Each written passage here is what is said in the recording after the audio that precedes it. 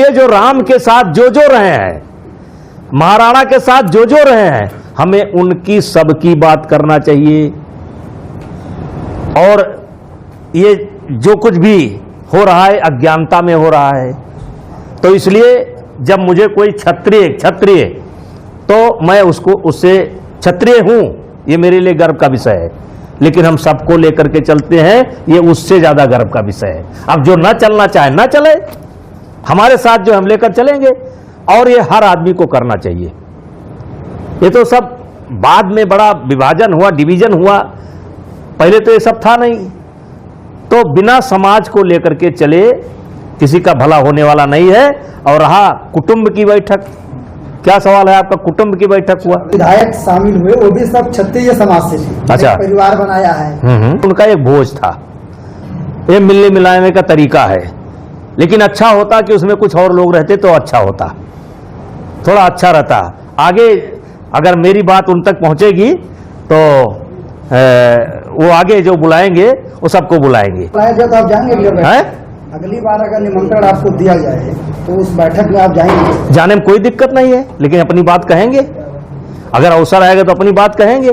अभी मैं मध्य प्रदेश गया था, क्षत्रिय समाज का ही कार्यक्रम था, उसमें मैंने कहा डंके चोट पर बोला, सबको लेकर चलो, सबको लेकर चलने की जरूरत है। राम को मानते हो तो राम है, जिनको जिनको लेकर चले हैं उनको लेकर चलो।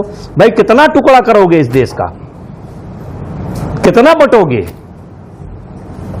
राजनीतिक संगठन ऐसे जैसे अखिलेश यादव पीडीए सिर्फ अगर जातिवादिता पर खेलते हैं तो कहीं ना कहीं राजनीति में जातिवाद बढ़ता है। नहीं तो अखिलेश यादव से कहिए किसी ब्राह्मण क्षत्रिय को टिकट ना दे, तब देखें। समाजवादी पार्टी की लिस्ट जब आएगी तो देख लेना उस लिस्ट में, अगर उसमें एक भी क्षत्रिय ना हो और एक भी ब्राह्मण ना हो, एक भी भूमिहार ना हो, मारवाड़ी ना हो, यानी सवर्ण ना हो, श्रीवास्तव ना हो, बनिया ना हो, तब मुझे बताइएगा। नहीं चल सकता काम, सबको लेकर चलना पड़ेगा। तरीके से सुप्रीम कोर्ट ने आदेश दिया कि जो 65 लाख मतदाताओं का नाम काटा गया है उसे सार्वजनिक किया जाए। आप विपक्ष के लोग उसको अपनी बड़ी जीत मान रहे हैं। राहुल गांधी कह रहे हैं कि चुनाव आयोग माफी मांगे, चुनाव आयोग की पोल खुल गई है। देखिए, मैं पहले से ही कहता हूं कि मुझे इनकी बुद्धि और विवेक पर तरस आता है। अब आज उसी सुप्रीम कोर्ट पर ये सवाल उठाते हैं, तो इनके मन मुताबिक कोई फैसला आ जाता है तो उसकी तारीफ करते हैं।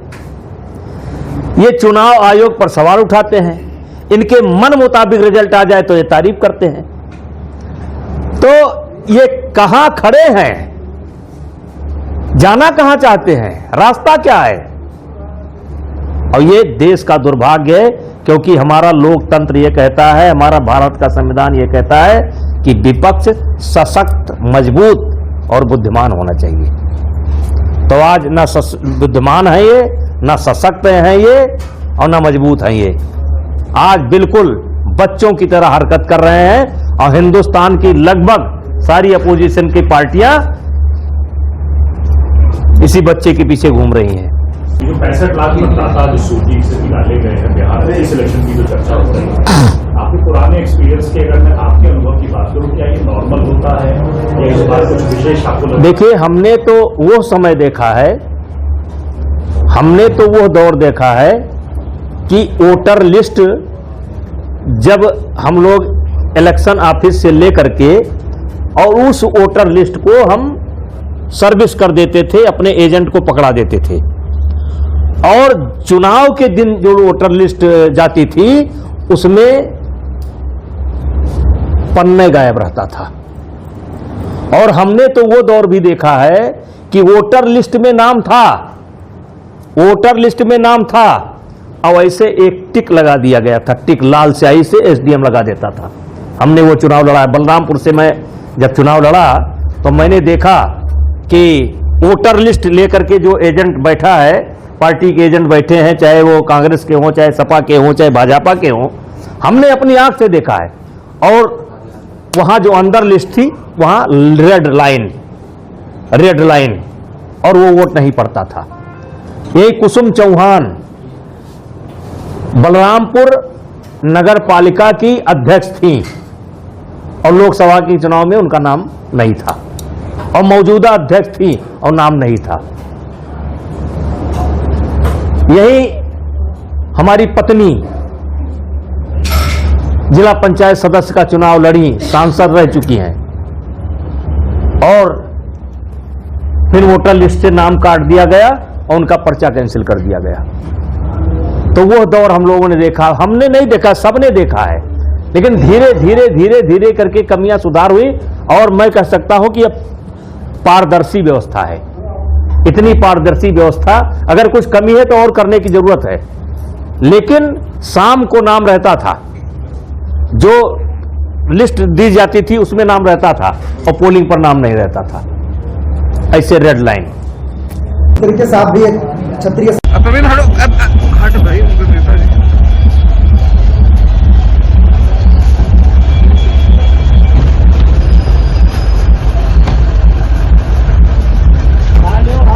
बढ़ा दो अंदर गाड़ी आई घुमा लो, लगा लो भैया, और गाड़ी आई है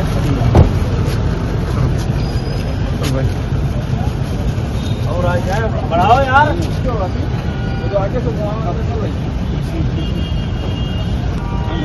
सब जगह खत्म हो गया।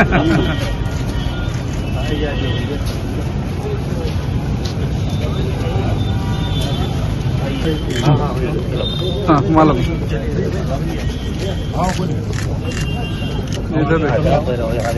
हाँ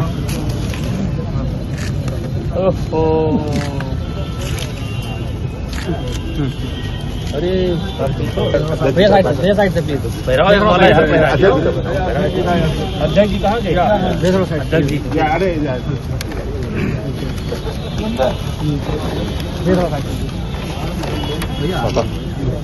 अभी का ना पहिरा दी, प्लास्टिक वाला है, पूरा ना मानो। देखिए ना, बोले हनुमान जी महाराज की जय, बोलो बजरंग बली की जय। ये रास्ता हमने ऐसे हर पार्टियों में चेंज होता रहेगा कलर। अच्छा, और जैसे जैसे पार्टी वैसे एक ये हाल बनाया गया, एक इसके बगल हाल बनाया गया। ये स्टेज दिया गया, सप्लाई ऑफिस कौन रहा?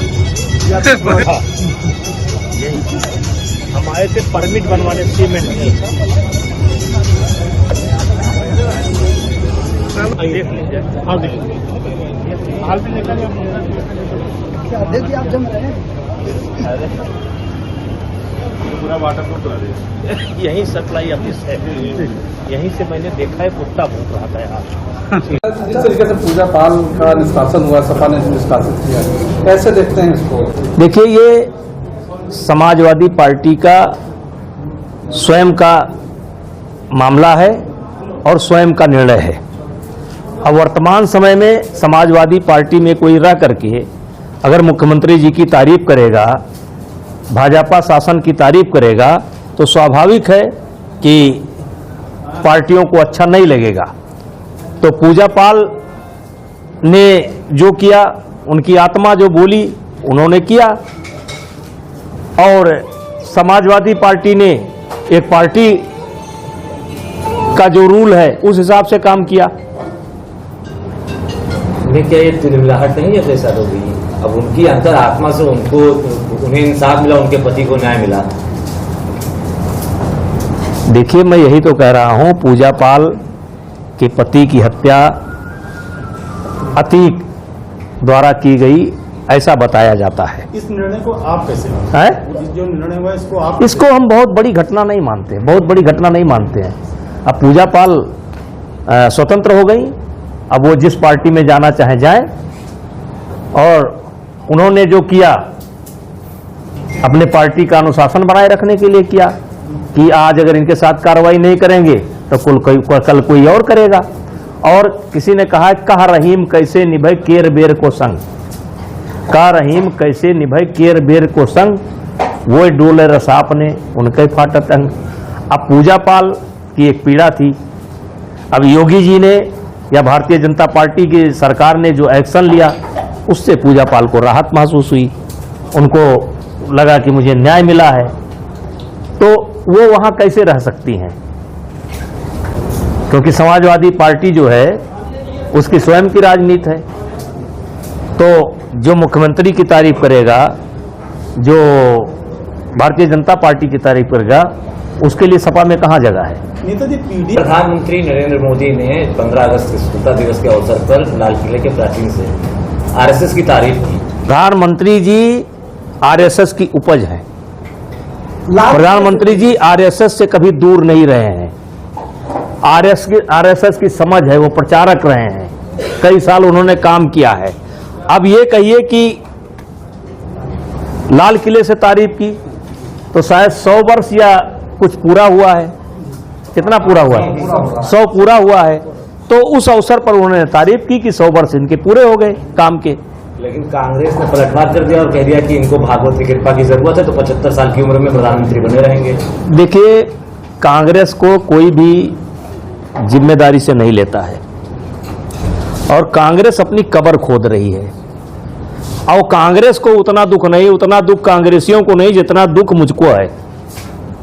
मैं उनकी जब जो हरकत है, जो रोज रोज वो गलती करते हैं, जब उसको मैं देखता हूं तो एक नागरिक होने के नाते मुझे उनके ऊपर तरस आता है कि भारतीय जनता पार्टी का विरोध करते करते, भारतीय जनता पार्टी का विरोध करते करते कहीं न कहीं वो देश का विरोध कर रहे हैं। हिंदुस्तान की राजनीति में आप हिंदू को गाली दे करके राजनीति नहीं कर सकते हैं।